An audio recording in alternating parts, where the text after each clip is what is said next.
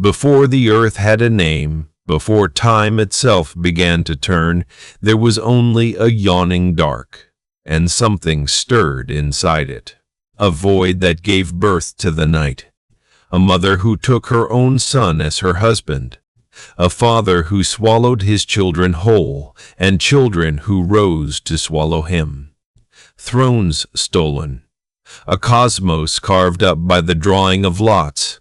A war that cracked the sky wide open. These are the gods of the ancient Greeks.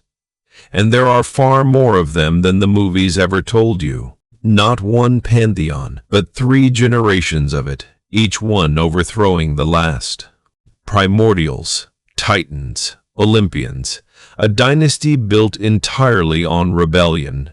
By the end of this, you will know exactly where every god stands, who rules, who fell, and who was never an Olympian at all. We will climb the family tree from its deepest root to its shining crown, one god at a time. And it begins, strangely, with nothing at all. First came chaos, not disorder as we mean it now, but a vast yawning emptiness, the gap before all things, from which everything would pour. Out of chaos came the first children, Erebus, the deep shadow, and Nyx, the night. Darkness before there was ever any light to lose. Nyx is night itself, so ancient and dread that even Zeus feared to cross her. She gives birth to sleep, to dreams, to fate, and to death.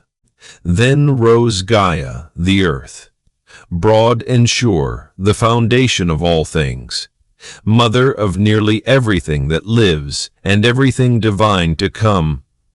Below her yawned Tartarus, the pit beneath the underworld, as far under the earth as the sky is above it, a prison built for gods. And Eros, not the winged boy of later art, but the raw primal force of desire that drives all things to join and to create. Alone, without any mate, Gaia brought forth Uranus, the starry sky, to cover her on every side and to be her equal. Uranus, the heavens, Gaia's son, and then her husband. Their union filled the young world with its first great generation of powers. She bore the mountains too, and Pontus, the barren sea. But it was the sky's embrace that made the mightiest children of all. For earth and sky together became the parents of the first true rulers of the cosmos, the Titans. 12 Titans were born of earth and sky, 6 sons, 6 daughters. The old gods, elemental, immense, ruling long before our world. Oceanus was the vast river said to circle the whole world, with his wife Tethys, mother of every stream and ocean nymph. Hyperion, lord of heavenly light, married his sister Theia. From the 2 of them came the sun, the moon, and the dawn. Coeus and Phoebe held the axis of the north and the gift of prophecy. Their bloodline would lead all the way to Apollo. Creus and Iapetus fathered fierce sons, Iapetus above all, for he gave the world Prometheus and Atlas, names you will not soon forget. Themis was divine law and order itself, the voice of custom and of the oracle. In time she would counsel Zeus and mother the fates. Mnemosyne was memory, and from her in time would come the 9 muses, the goddesses of all art and all song. Rhea, the great mother, married her brother Cronus. She would suffer terribly for it, and then save the world by sheer cunning. And Cronus, the youngest Titan, the boldest, the most dangerous, he would seize the throne of heaven with a single brutal act. Uranus had imprisoned his monstrous children deep in the earth. Enraged, Gaia armed Cronus with a sickle, and he cast his own father down. So Cronus became king of the cosmos, and the age of the Titans began. A golden age, the poet said, but it rested on a curse. For Uranus had warned him, as you overthrew your father, so your own child will overthrow you." Cronus never forgot those words. So each time Rhea bore a child, Cronus took it and swallowed it whole.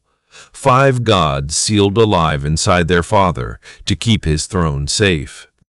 But when Zeus was born, Rhea hid him far away and handed Cronus a stone wrapped in swaddling clothes. He swallowed it, none the wiser.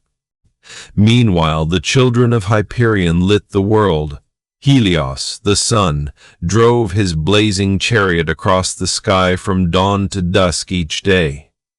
His sister Selene was the moon, crossing the night sky with a soft silver crown drawn by her own pale, gentle horses. And Eos, the rosy-fingered dawn, opened the gates of the east each morning so her brother's light could come pouring through. Prometheus, whose name means forethought, was the cleverest of them all. He would side with the young gods and steal fire for humankind. His brother Atlas chose the losing side, and for it was condemned to hold the crushing weight of the whole sky upon his shoulders forever. And Leto, daughter of Chaos, gentle and dark-robed, would one day catch the eye of Zeus and bear 2 of the greatest Olympians of all. Because Zeus grew up, he freed his swallowed brothers and sisters, and together they made war on the Titans. For 10 years the heavens burned. The young gods freed the Cyclopes and the 100-handed giants from the earth. Armed with new thunderbolts, they broke the Titans at last. The defeated Titans were hurled down into Tartarus and chained in the dark. The old order was finished. A new one climbed onto the throne. From a mountain lost in the clouds, 12 new gods would now rule the world. We call them the Olympians. Zeus, king of the gods, lord of the sky, god of thunder, of law, of justice, of the fate of kings. His word was the final word.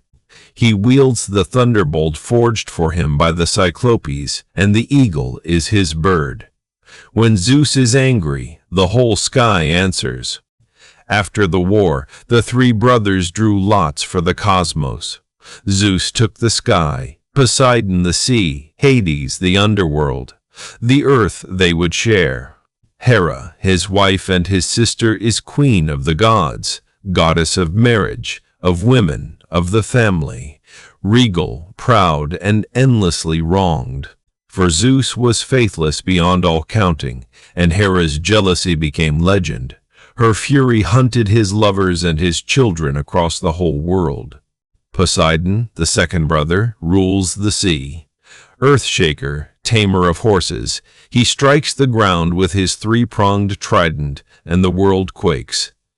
Moody and violent as the ocean itself, he could raise a storm to drown a fleet, or calm the waters to glass. Sailors prayed to no one harder. Demeter, their sister, is goddess of the harvest and the grain, the green life of the earth, and the giver of every loaf of bread. When her daughter was stolen away, Demeter's grief froze the world barren. The very first winter was one mother's mourning. We will return to that. Athena, goddess of wisdom, of strategy, of skilled craft, and her birth is unlike any other in the whole pantheon. Zeus had swallowed her pregnant mother, the Titaness Metis, fearing a prophecy.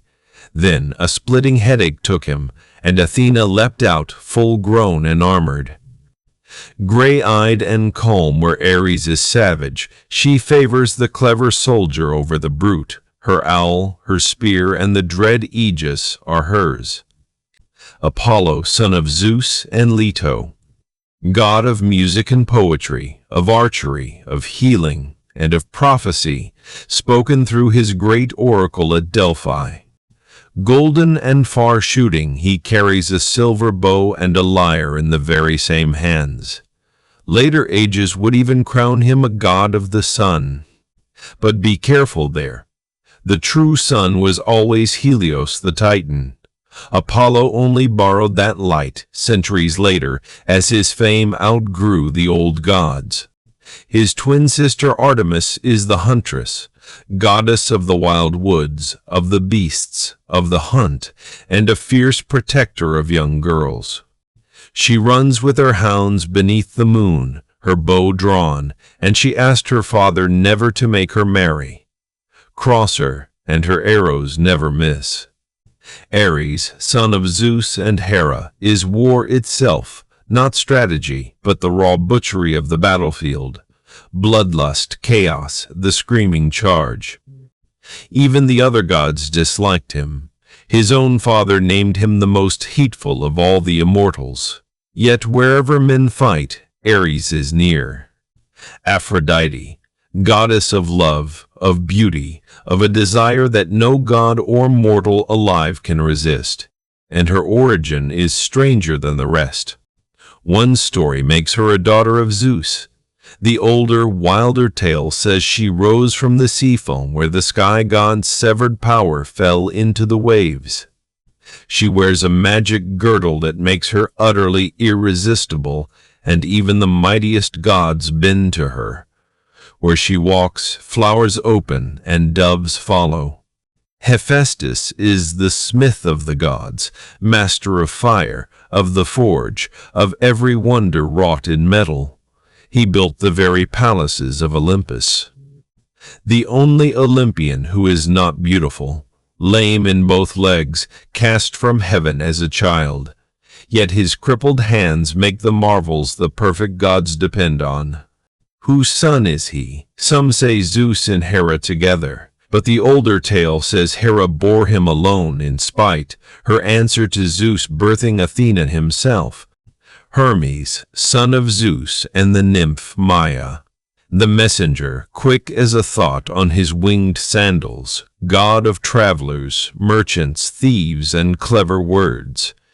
On the very day he was born, he stole Apollo's cattle and invented the lyre before nightfall. He alone may pass freely into the land of the dead. That is 11. Zeus, Hera, Poseidon, Demeter, Athena, Apollo, Artemis, Ares, Aphrodite, Hephaestus, Hermes. But the throne room of Olympus seats 12. And that 12th seat is the great argument of Greek myth. Two gods hold a claim to it, and the answer changed across the centuries. Hestia, eldest sister of Zeus, goddess of the hearth, the sacred fire at the center of every home and every city. Quiet, gentle, never quarreling. And Dionysus, god of the wine, the vine, of ecstasy and of madness. The youngest god, and the only Olympian born of a mortal mother. In the older lists, Hestia holds the seat. In the later ones, Dionysus takes it. A popular story says she gave up her throne to keep the peace. But that gracious tale is likely a modern invention. In truth, the wine god simply grew mightier as his worship spread, and the quiet hearth goddess slipped from the 12 thrones on Olympus then. But this family is larger still, and some of its most important members were never seated there at all. Hades, third brother of Zeus and Poseidon, lord of the dead, king of the underworld that bears his very name, and badly misunderstood. He is not a devil, he is not the enemy of the gods. The Greeks saw him as stern and unbending, but just, a grim warden, not a force of evil. And though he is a brother of the great three, he is not an Olympian. His kingdom lies far below the earth, and his throne is not on the mountain. The Cyclopes gave him a helm that turns its wearer invisible. His three-headed hound, Cerberus, guards the gate. Souls may enter, but none walk back out. He is also god of the earth's hidden riches, the gold and the gems buried deep in the dark. The Romans called him Pluto, the wealthy one. Persephone, daughter of Zeus and Demeter, a spring goddess, gathering flowers in a sunlit meadow until the earth split open beneath her feet. Hades rose and carried her down to be his queen. Her mother Demeter searched the whole world in grief and let the fields wither as she wept. A bargain was struck for her return, but Persephone had eaten a few seeds of a pomegranate below, and whoever tastes the food of the dead is bound to it. So each year she rises to her mother, and the world blooms into spring, and each year she descends again as queen of the dead, and the world falls into winter. Dionysus we have met, the wine god, born twice, the last to join the 12. He brings joy and release and a terrifying madness to any who scorn him.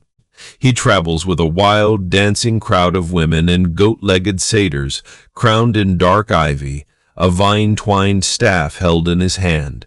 Hestia keeps the sacred flame. She has almost no myths of her own, and that is the point. She is the still, warm center that never leaves home. Eros returns too, in a younger shape, no longer the primal force, but the mischievous son of Aphrodite, whose arrows make gods and mortals fall in love. Pan, god of the wild, half man, half goat, with curling horns and a shepherd's reed pipe, lord of shepherds, of flocks, and of lonely mountain places. His sudden shout in the wilderness could freeze a whole army with unreasoning terror. And from his name comes our very own word, panic. Nike, the winged goddess of victory. She swoops down to crown the champion in war and in games, an olive wreath held in her hands. You know her shape even now, the triumphant forward-leaning figure with great sweeping wings. She flies at the side of Zeus and of Athena. Iris, goddess of the rainbow, and the gods' other messenger. She races along the arc of color that joins the high heavens to the earth. Where Hermes carries word among the living, Iris carries the word of the gods, swift and bright, even down into the depths of the sea. Hecate, goddess of magic, of witchcraft, and of the crossroads. She holds twin torches and keys and walks the boundaries between all the worlds. Often shown with 3 faces, gazing 3 ways at once, she moves by night with a pack of hounds, the goddess whom the sorcerers called upon. Then come the powers who arrive in groups. The 9 muses, daughters of Zeus and Memory, who breathe inspiration into all poetry, music, dance, and story. Every poet who began by asking a goddess to sing through him was calling upon them. History and the stars were theirs as much as any song. The 3 fates are grimmer still. Clotho spins the thread of each life, Lachesis measures its length, and Atropos cuts it. When she cuts, no one is spared. Their power is older and colder than the gods' own. Even Zeus, the king of heaven, cannot fully undo what the 3 sisters have spun. And the Furies, the Erinyes, rise up from the underworld to hunt the guilty, above all those who spill the blood of their own kin. Snake-haired and relentless, they never sleep and never forget. They drive murderers mad, chasing them to the ends of the earth. Justice, with no mercy in it.